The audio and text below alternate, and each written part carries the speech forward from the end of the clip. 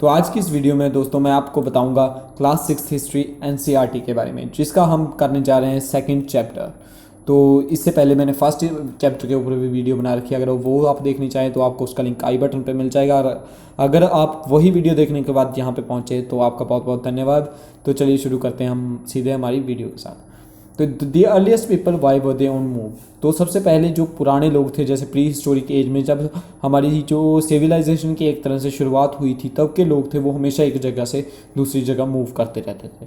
We describe people who lived in the subcontinent 2 million years ago as hunter gatherers. तो जो वो लोग थे पुराने, उन्हें हंटर गैदरर्स बोला जाता था। ऐसा इसलिए था क्योंकि या तो वो अपना खाना हंट करते थे, यानी कि जैसे शिकार को मार कर खाते थे, या फिर वो अपना फूड को गैदर करते थे, इकट्ठा करते थे अलग अलग पेड़ों से, जड़ी बूटियों से, ऐसे, इसलिए उन्हें हंटर गैदरर्स बोला जाता था। और ये हंटर गैदरर्स जो थे वो एक जगह से दूसरी जगह मूव करते रहते थे। ऐसा इसलिए किया जाता था क्योंकि if they had stayed at one place for a long time they would have eaten up all the available plant and animal resources. कि अगर वो एक जगह रह जाते काफ़ी ज़्यादा समय तक, तो उस एरिया के वो सभी प्लांट या एनिमल रिसोर्सेज को ख़त्म कर देते थे।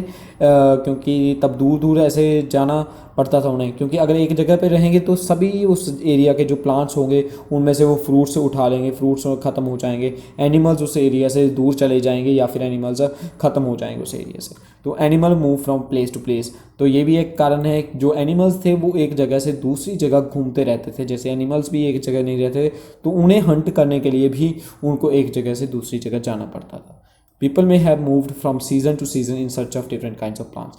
जैसे कि अभी होता है कि इस सीज़न में ये प्लांट उगता है और वहाँ पे ये चीज़ खाने को मिलती है, और ऐसे ही अगर उनको कोई और चीज़ खाने को चाहिए होती थी, या फिर एक जगह पे जो उस चीज़ ने उगना बंद कर दिया है क्योंकि उसका सीज़न चला गया है, तो वो दूसरी जगह शिफ्ट हो जाते थे। ये सभी कारण थे जिन कारणों से जो प्री हिस्टोरिक पीपल थे वो एक जगह से दूसरी जगह मूव करते रहते थे।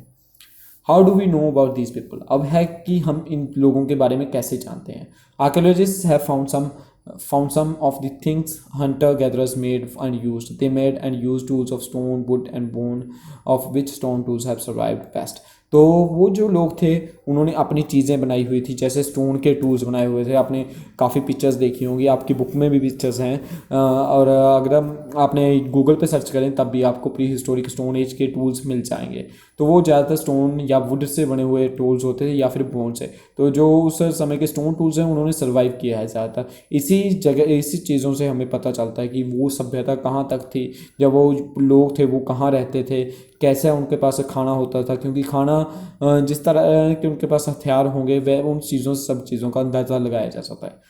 Stone tools were used to cut meat and bones, scrape bark from trees and hides, animal skins, chop fruit and fruits। तो इन सभी चीज़ों के लिए जो उन टूल्स का इस्तेमाल किया जाता है, जैसे मीट को कट करने के लिए, या फिर जो छिलका उतारने के लिए ट्री का खाने के पर्पज़ के लिए, या किसी और पर्पज़ के लिए, या एनिमल्स की स्किन्स को उतारने के लिए, एनिमल्स को मारने के लिए, फ्रूट्स को चॉप करने के लिए, इन सभी पर्पसेस के लिए इस टूल्स का इस्तेमाल किया जाता था। Other tools were use to chop wood, और कुछ टूल्स का वुड को चॉप करने के लिए भी यूज़ किया जाता था।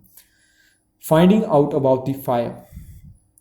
Traces of ash show that the people of that time have invented the fire. It could have been used for many things.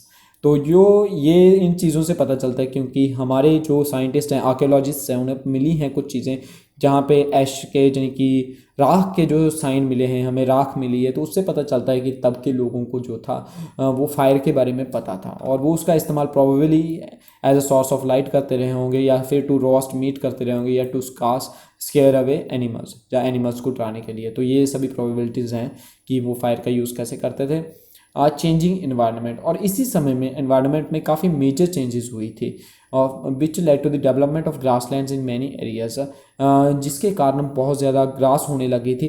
पहले जो टेम्परेचर था वो काफ़ी कम हुआ करता था धरती का, और काफ़ी विंटरी सा मौसम रहता था, जिसमें जो ग्रास वगैरह का उगना या फिर नए प्लांट्स का उगना थोड़ा मुश्किल होता था। लेकिन उसके बाद धरती में टेम्परेचर में चेंज आया है, और वो चेंज के कारण जो था वो सभी प्लांट्स और नए प्लांट्स बहुत ज़्यादा तादाद में उगने लगे। So people start thinking about the herding and rearing these animals. और इसी समय में जो एनिमल्स थे, क्योंकि ग्रास बढ़ गई, तो ऐसे में ग्रास को खाने वाले जो एनिमल्स थे वो भी बढ़ना शुरू हो गए, और इसी कारण जो थे इंसानों को एक ख्याल आया, जो उस समय के लोग थे, कि हम क्यों ना एनिमल्स को रोकें, और इसी से जो था वो एग्रीकल्चर का भी ख्याल आया था। Fishing also became important. For the people, और इसी समय में फिशिंग भी इम्पॉर्टेंट बन चुकी थी। तो अब हम बात करते हैं प्री हिस्टोरिक पीरियड के बारे में। तो पीरियड पे डिटेल्ड वीडियो चाहिए तो उसका लिंक आपको ऊपर आई बटन पे मिल जाएगा। अगर आप सिर्फ इसको एनसीईआरटी के पर्पज से देख रहे हैं तो आप यहीं से काम चला सकते हैं, लेकिन अगर आप यूपीएससी एस्पिरेंट है या किसी भी कम्पिटिटिव एग्जाम की तैयारी कर रहे हैं तो आप वो वीडियो ज़रूर देखिएगा। उसमें प्री हिस्टोरिक पीरियड के बारे में मैंने डिटेल में बात की है। The earliest period is called as the palaeolithic age. It is Greek word palaeo, old and lithos stone. जैसे कि उस समय के लोग जो थे वो स्टोन्स का इस्तेमाल करते थे जो अपने टूल्स को बनाने के लिए, इसीलिए उसे लिथोस का जो है वो एक ग्रीक वर्ड है जो स्टोन के लिए यूज़ किया जाता है। और ऐसे पैलियो वर्ड का मीनिंग होता है ओल्ड, यानी पुराना, सबसे पुरानी। This is divided into lower, middle and upper palaeolithic ages. और इसको जो है वो लोअर पैलियोलिथिक एज और मिडिल पैलियोलिथिक एज और अपर पैलियोलिथिक एज में डिवाइड किया जाता है। The time period when we see the environment changes beginning about 12,000 years ago to 10,000 years ago is called the mesolithic age. और इस as को Mesolithic बोला जाता है जब मेजर चेंजेस होने लग गई थी क्लाइमेट में भी, और जो इंसानों ने भी एग्रीकल्चर वगैरह या एनिमल्स को रखने की तरफ ध्यान देने लग गए थे। It is a Greek word meso, middle and lithos stone. ये फिर से मेसो वर्ड का मीनिंग होता है मिडल, और लिथोस का आपको बताइए stone. The next stage from 10,000 years ago was called age neolithic age. और उसके बाद जो 10,000 ईयर्स के बाद जो एज शुरू हुई उसे नियोलिथिक एज बोला जाता है। It is Greek word new and lithos stone. और इनके ऊपर अगर आपको डिटेल्ड वीडियो चाहिए तो मैंने बताया कि आपको आई बटन पे उसका लिंक मिल जाएगा, या इसकी वीडियो के एंड में भी आपको लिंक मिल जाएगा। The caves in which these early people lived have paintings on the wall. Some of the best examples are from Madhya Pradesh and southern UP. तो इन केव्स में जिनमें ये लोग रहा करते थे उनमें काफ़ी जो हमें पेंटिंग्स मिली हैं, और वो पेंटिंग्स काफ़ी अच्छी बनाई हुई हैं, काफ़ी नेचुरल कलर्स का इस्तेमाल किया गया है और काफ़ी अच्छी पेंटिंग्स हैं। वो हमें ज़्यादातर मिलती हैं मध्य प्रदेश में या फिर साउथर्न यूपी में। दीज पेंटिंग्स जो wild animals drawn with great accuracy and skill. Wild animals का हमको देखने को मिलते हैं पेंटिंग्स में। Ostriches were found in India during palaeolithic age. Large quantities of ostrich egg shells were found in Pune, Maharashtra. Designs were engraved on it and also beads were made out of the shell.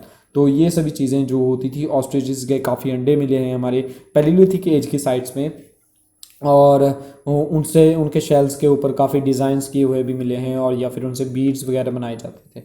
तो इसी के साथ दोस्तों thanks for watching this video, और मैं उम्मीद करता हूँ कि आपको ये वीडियो अच्छी लगी होगी, और अगर लगी है तो प्लीज़ इस वीडियो को सब्सक्राइब ज़रूर कर लेना, इस चैनल को सब्सक्राइब ज़रूर कर लेना, और वीडियो को लाइक ज़रूर कर दीजिएगा। चैनल को सब्सक्राइब करने के लिए आप यहाँ पे क्लिक कर सकते हैं, यहाँ पे आपको शो हो रहा होगा हमारे चैनल का लोगो।